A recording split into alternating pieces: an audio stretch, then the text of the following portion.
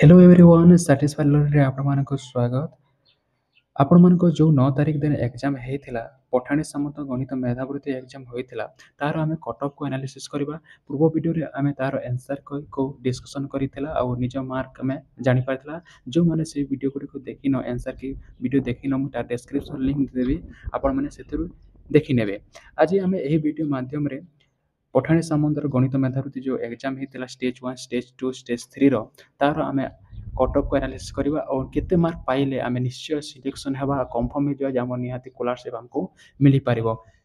ଠିକ୍ ଅଛି, ଆମେ ଯଦି ଚ୍ୟାନେଲକୁ ଯଦି ନୂଆ ଆସିଥିଲେ ଚ୍ୟାନେଲକୁ ସବସ୍କ୍ରାଇବ୍ କରିଦେବେ, ଲାଇକ୍ କରିଦେବେ, ସେୟାର କରିବେ, କମେଣ୍ଟ କରିବେ, ଯାହାଫଳରେ ଆପଣମାନେ ଏହି ପ୍ରକାର ଏଜୁକେସନ୍ ଭିଡ଼ିଓ ପାଇପାରିବେ। ଷ୍ଟାର୍ଟ କରିବା। ଦେଖ, ପଠାଣି ସାମନ୍ତର ଗଣିତ ମେଧାବୃତ୍ତି ଯେଉଁ ଏକ୍ଜାମ୍ ହୁଏ ଆଉ ସେଥିରେ ସରକାରଙ୍କ ପ୍ରତି 3ଟା ଷ୍ଟେଜ୍ରେ ସେମାନଙ୍କୁ ବେନିଫିଟ୍ ଦେଇ ସ୍କଲାରସିପ୍ ପ୍ରଦାନ କରିଥାଏ। ଷ୍ଟେଜ୍ 1ଟି ହେଲା କ୍ଲାସ୍ 6 ଆଉ କ୍ଲାସ୍ 7 ପର୍ଯ୍ୟନ୍ତ ମିଳିଥାଏ, ତାଙ୍କୁ ସ୍କଲାରସିପ୍ ମିଳିଥାଏ, ଯେଉଁମାନେ ଦେଇପାରିବେ 7 ବର୍ଷ ପର୍ଯ୍ୟନ୍ତ ତାଙ୍କୁ ସ୍କଲାରସିପ୍ ମିଳିଥାଏ। ସେହିପରି ଯଦି ଆମେ ଷ୍ଟେଜ୍ 2ରେ ଯେଉଁମାନେ କ୍ୱାଲିଫାଏ ହେବେ ତାଙ୍କୁ 4 ବର୍ଷ ପର୍ଯ୍ୟନ୍ତ ସେମାନଙ୍କୁ ସ୍କଲାରସିପ୍ର ବେନିଫିଟ୍ ପାଆନ୍ତି। ସେମାନେ କ୍ଲାସ୍ 9ରୁ କ୍ଲାସ୍ 12 ଯାଏ ମିଳିଥାଏ। ସେହିପରି ଯଦି ଦେଖିବା ଯେ କ୍ଲାସ୍ ଯେଉଁମାନେ ଷ୍ଟେଜ୍ 3ରେ କ୍ୱାଲିଫାଏ ହେବେ ସେମାନଙ୍କୁ ସ୍କଲାରସିପ୍ 2 ବର୍ଷ ମିଳିଥାଏ, XI ଟୁ XII ପର୍ଯ୍ୟନ୍ତ ମିଳିଥାଏ। ଏ ଷ୍ଟେଜ୍ରେ ସରକାରଙ୍କର ଯେଉଁ ଗଭର୍ଣ୍ଣମେଣ୍ଟ ଆସିଥାଏ ସ୍କିମ୍ଟି ଅଛି, ସେ ସ୍କିମ୍ରେ ଲୋକମାନେ ବା ଷ୍ଟୁଡେଣ୍ଟମାନେ କ'ଣ ଉପକୃତ ହୋଇଥାନ୍ତି, ଯାହାଫଳରେ ସେମାନେ ଆଗାମୀ ଏଜୁକେସନ୍ ପାଇଁ ତାଙ୍କୁ ସୁବିଧା ହେଇଥାଏ। ଦେଖିବା ଆମେ এই ଭିଡ଼ିଓରେ ଯେଉଁ ଆମ ପଠାଣି ସାମନ୍ତର ଗଣିତ ମେଧାବୃତ୍ତିର ଯେଉଁ ଏକ୍ଜାମ୍ ଥିଲା ତାର କଟଅଫ୍‌କୁ ଆମେ ଦେଖିବା ଆଉ ଜାଣିପାରିବା। ଆଉ ଦେଖ, ଆମେ କେତେ କ୍ୟାଣ୍ଡିଡେଟ୍ ସିଲେକ୍ସନ୍ ହେଇଛି ତା ମଧ୍ୟ ଜାଣିବା। ଆମେ ପଠାଣି ସାମନ୍ତ ଗଣିତ ମେଧାବୃତ୍ତି କେତେ ଜଣ ସିଲେକ୍ସନ୍ ହୁଅନ୍ତି ତା ମଧ୍ୟ ଜାଣିବା। ଦେଖ, ପ୍ରଥମେ ଆମର ଓଡ଼ିଶାରେ କେତେଟି ବ୍ଲକ୍ ଅଛି? 314ଟି ବ୍ଲକ୍ ଅଛି। 314ଟି ବ୍ଲକ୍ ମଧ୍ୟରୁ ସେଥିରେ କ'ଣ ଅଛି? ପ୍ରତ୍ୟେକ ବ୍ଲକ୍‌ରେ 10ଟି ଷ୍ଟୁଡେଣ୍ଟ ସିଲେକ୍ସନ୍ ହୁଅନ୍ତି। ପ୍ରତ୍ୟେକ ବ୍ଲକ୍‌ରୁ 10ଟି ସିଲେକ୍ସନ୍ ହୁଅନ୍ତି, ଯାହାପରେ କେତେଟି ଆସିବେ? 314ଟି ବ୍ଲକ୍‌ରୁ କେତେ ଷ୍ଟୁଡେଣ୍ଟ ଆସିବେ? 3140ଟି ଆସିବେ। ସେପରି ମ୍ୟୁନିସିପାଲିଟିରୁ ଆସିବେ ସେମାନେ ପର୍ ଷ୍ଟୁଡେଣ୍ଟ ବା ପର୍ ମ୍ୟୁନିସିପାଲିଟିରୁ 10 ଜଣ ଆସିଥାନ୍ତି, ଯେମିତି 630 ଜଣ ଆସିଥାନ୍ତି। NSCରୁ କ'ଣ ଅଛି? 5 ଜଣଙ୍କୁ ସିଲେକ୍ସନ୍ କରାଯାଏ, ଯେମିତି 185 ଜଣ ଷ୍ଟୁଡେଣ୍ଟ ହେବେ। ଟୋଟାଲ୍ କିନ୍ତୁ ତୁମର କେତେ ଜଣ ପଠାଣି ସାମନ୍ତ ଯେଉଁ ମେଧାବୃତ୍ତି ଏକ୍ଜାମ୍ରେ ସିଲେକ୍ସନ୍ ହେବେ? 3955 ଷ୍ଟୁଡେଣ୍ଟ କ'ଣ କରିବେ? ଏଥିରେ ସିଲେକ୍ସନ୍ ହେବେ। ଆପଣଙ୍କର ନାଁ ଏଥିରେ ଅଛି କି ନା ଜାଣିବା ପାଇଁ ହେଲେ ଆପଣମାନେ କିନ୍ତୁ କଟଅଫ୍ ନିହାତି ଜାଣିବାର କଥା। ଆଉ କଟଅଫ୍ ଆପଣ ଜାଣିପାରିଲେ ଆପଣ ଜାଣିପାରିବେ ଯେ ଆପଣଙ୍କ ସିଲେକ୍ସନ୍ ହେଇଛି, ଆମେ ଉପକୃତ ହେବୁ, ସ୍କଲାରସିପ୍ର ବେନିଫିଟ୍ ପାଇବୁ।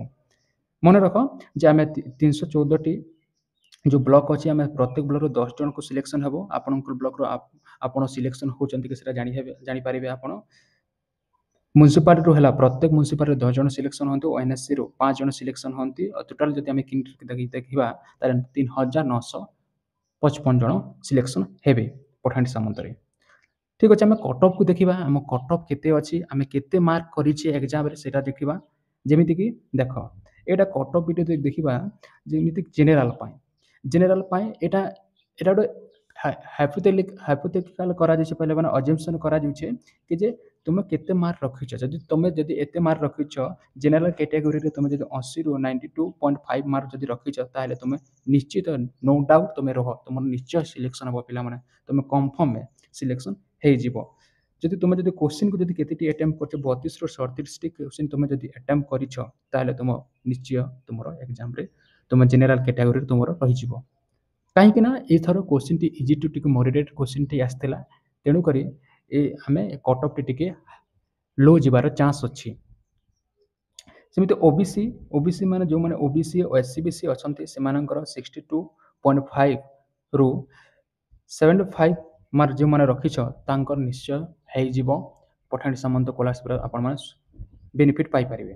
ଯାହାଟିକି 25ରୁ 30 ମାର୍କ, ଆପଣ 25ରୁ 30ଟି କ୍ୱେଶ୍ଚିନ୍ କରିଥିବେ।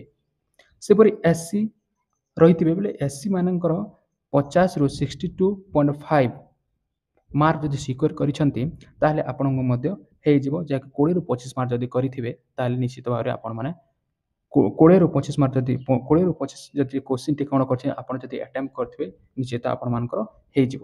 ସେପରି ଏସ୍ଟିର ଦେଖିବା, ଏସ୍ଟିର 37.5 ମାର୍କ ଯଦି ଆପଣ ରଖିଥିବେ, 50 ମାର୍କ ଭିତରେ ରଖିଥିବେ, ଆପଣଙ୍କୁ ନିଶ୍ଚିତ ହେଇଯିବ। ଆମର ନୋ ଡାଉଟ୍ ରହନ୍ତୁ, ଆପଣଙ୍କର ନିଶ୍ଚୟ ହେଇଯିବ। ସେପରି ପିଏଚ୍ କ୍ୟାଣ୍ଡିଡେଟ୍ ଯଦି ରହିଥିବେ, ଆପଣଙ୍କର ପିଏଚ୍ କ୍ୟାଣ୍ଡିଡେଟ୍ ଯଦି ରଖିଥିବେ 25ରୁ 37.5 ମଧ୍ୟରେ ରଖିଥିବେ, ଯଦି ମାର୍କ ଯଦି ଅଛି, ଆପଣ ମଧ୍ୟ ବେନିଫିଟ୍ ପାଇପାରିବେ, ଯାହାକି 10ରୁ 15ଟି କ୍ୱେଶ୍ଚିନ୍କୁ ଯଦି ଆଟେମ୍ପ୍ଟ କରିଥିବେ। ଆଉ ଗୋଟେ କଥା ପିଲାମାନେ, ଏଥିରେ ଆପଣଙ୍କର ଯେଉଁ ସରକାରଙ୍କ ସୁବିଧା ଅଛି, ଆପଣଙ୍କ ମନ୍ଥଲି ୱାଇଜ୍ ବା କ୍ୱାର୍ଟରଲି ୱାଇଜ୍ କିନ୍ତୁ ଆପଣଙ୍କ ଖାତାରେ ପଇସାଟି ଜମା ହୁଏ। ଯଦି ଆପଣଙ୍କ ସିଲେକ୍ସନ୍ ହେଇଥିବେ, ଆପଣଙ୍କ ସ୍କୁଲ ତରଫରୁ, ଆପଣଙ୍କର କଲେଜ ତରଫରୁ ଏସବୁକୁ ଜଣାଇ ଦିଆଯିବ। ଏଥିରେ ସବୁ ଏଇଟା ହେଉଛି ଷ୍ଟେଜ୍ 1 ପାଇଁ ସେ କଟ୍ ଅଫ୍ଟି ଯିବ, ଷ୍ଟେଜ୍ 2 ମଧ୍ୟ ପାଇଁ ମଧ୍ୟ କଟ୍ ଅଫ୍ଟି ସେମ୍ ଯିବ, ଆଉ ଷ୍ଟେଜ୍ 3 ଥାର୍ଡ଼ ପାଇଁ ମଧ୍ୟ ଏହି ପ୍ରକାର same to same cut off ଯିବ। ଆପଣମାନେ ଲେଖି ନିଅନ୍ତୁ, ଯେତେବେଳେ ରିଜଲ୍ଟ ଆସିବ ଆପଣଙ୍କର, ଏହାପରେ ଆପଣଙ୍କର 10-15 ଦିନ ଗଲା ପରେ ଆପଣଙ୍କର ରିଜଲ୍ଟଟି ଆସିଯିବ, ଆଉ ଆପଣଙ୍କ ମେରିଟ୍ ଲିଷ୍ଟ ମଧ୍ୟ ଆସିଯିବ।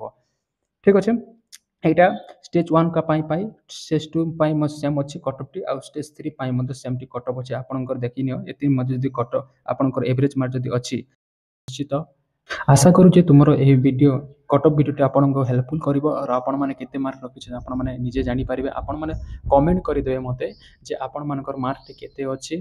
ନିଶ୍ଚିତ ଆପଣଙ୍କୁ ସାହାଯ୍ୟ କରିଥିବ ଏ ଭିଡ଼ିଓ ମାଧ୍ୟମରେ, ଯଦି ପାଇପାରିବେ ସ୍କଲାରସିପ୍ଟି।